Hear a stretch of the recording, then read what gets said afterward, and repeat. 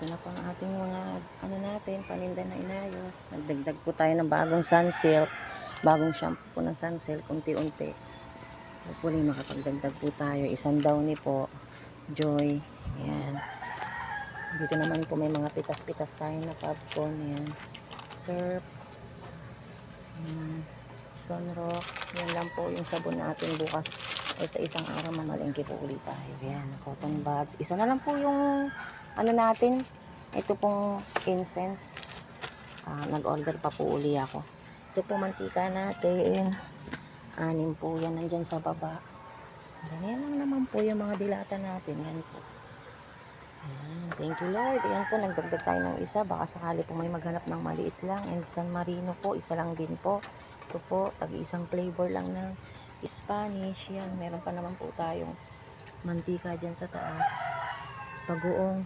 Yan, patis. Yan po yung mga sibuyas, bawang. Yan, itlog natin. Yung ilang peraso na lang din po.